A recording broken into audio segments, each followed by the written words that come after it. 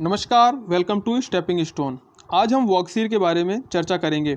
वॉक्सीर 6th या last scorpion class की submarine है, जिसे प्रोजेक्ट 75 के अंतर्गत मझगांव डॉक लिमिटेड के द्वारा विकसित किया गया है, जिसे हमारे रक्षा सचिव डॉक्टर अजय कुमार के द्वारा 20 अप्रैल 2022 को लॉन्च किया गया। अब हम बात करते हैं इसके नाम की। तो वॉक्सीर का जो नाम है वो सैंडफिश मछली के नाम पर रखा गया है, जो कि हिंद महासागर की गहराई में पाई जाने वाली एक शिकारी मछली है। ऐसा नहीं है कि इसके पहले हमारे पास वॉक्सीर सबमरीन नहीं थी। वॉक्सीर श्रेणी की जो पहली सबमरीन थी उसे हमने रसिया से लिया था, जिसे दिसंबर 1974 में कमीशन किया गया था और लगभग 2 दशक तक की सेवा देने के पश्चात अप्रैल 1997 में इसे डीकमीशन कर दिया गया।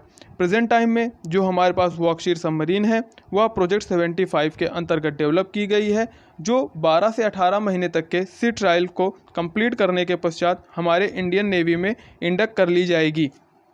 अब हम वॉक्सीर के स्पेसिफिकेशंस की बात करते हैं।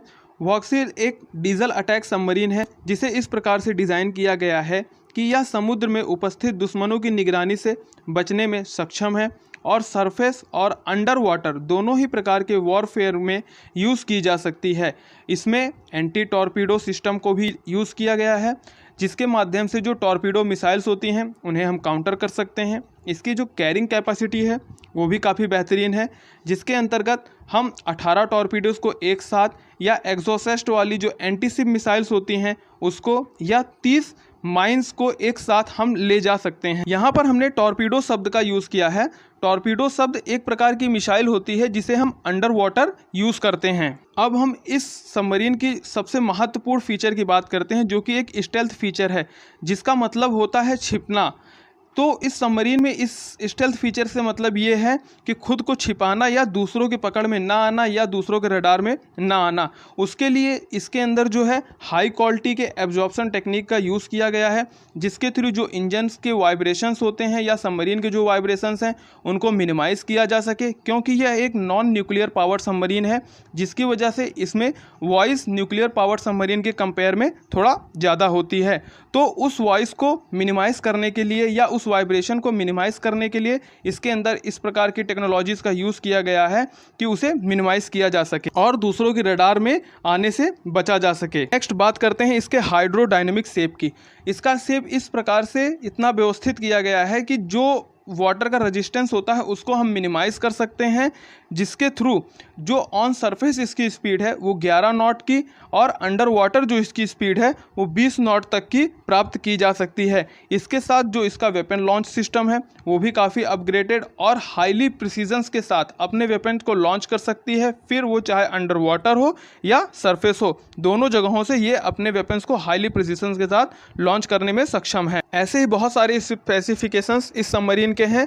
अब हम बात करते हैं अपने स्कॉर्पियन क्लास सबमरीन्स, जो हमने पहले स्लाइड्स में यूज़ किया था।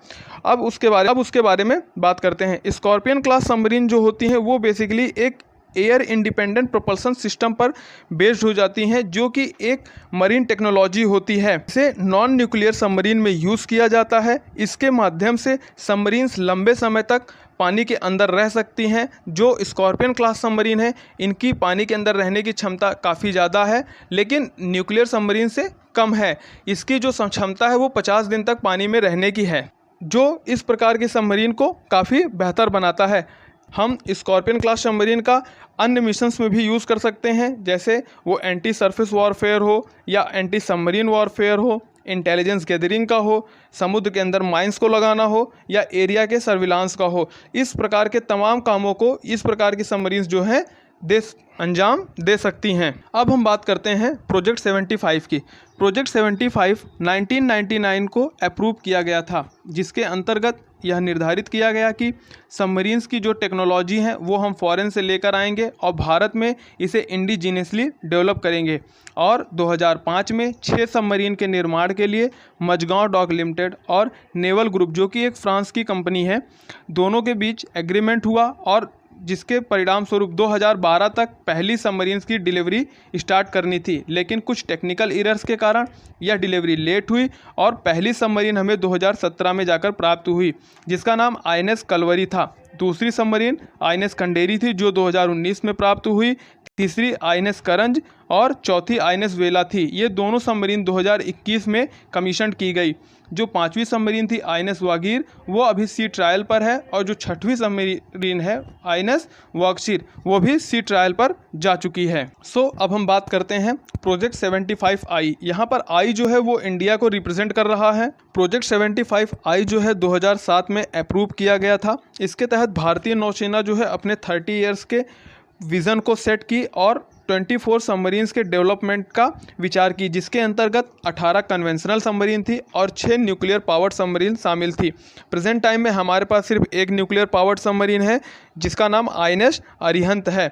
और एक बात, जो प्रोजेक्ट 75 है उसको सफल बनाने में प्रोजेक्ट 75I का काफ़ी महत्वपूर्ण रोल है, क्योंकि प्रोजेक्ट 75I जो है इसके अंतर्गत जो सबमरीन बननी थी वो इंडिजीनियसली इंडिया में ही डेवलप होनी थी, और सेम यही फिनोमिना प्रोजेक्ट 75 के अंतर्गत हुआ है। इसमें हमारी 6 सबमरीन्स को इंडिजीनियसली इंडिया में ही डेवलप किया गया है। यहाँ पर हमारा प्रोजेक्ट 75I टॉपिक भी समाप्त होता है। अब हम बात करते हैं इसके ओवरऑल इफेक्ट की या सिग्निफिकेंस की, कि इसका भारत पर क्या सिग्निफिकेंस है।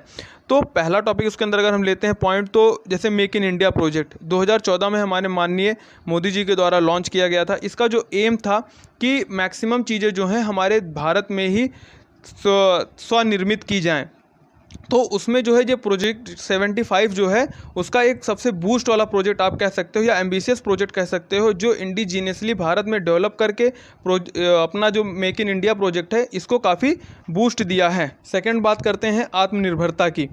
आत्मनिर्भरता से बात यह है कि अगर हम इंडिजीनियसली सबमरीन अपने देश में डेवलप करते हैं तो जो अन्य देशों पर हमारे डिफेंस सेक्टर की निर्भरता है उसे हम कम कर सकते हैं, जिससे ओवरऑल इंडिया की सिक्योरिटी को और इन्हेंस किया जा सकता है, और इन फ्यूचर इस प्रकार के डेवलपमेंट से हम इनका सेल करके रेवेन्यू भी कलेक्ट कर सकते हैं। नेक्स्ट बात करते हैं to protect Indo Pacific reason.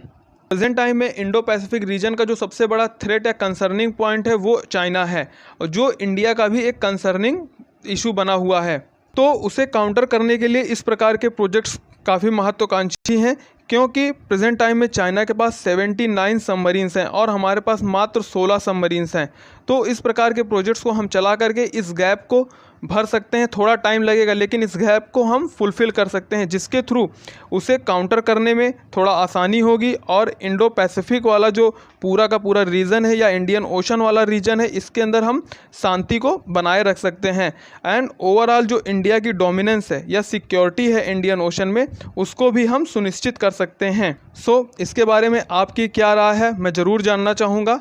आप अपनी राय को कमेंट में ज़रूर बताइएगा। धन्यवाद।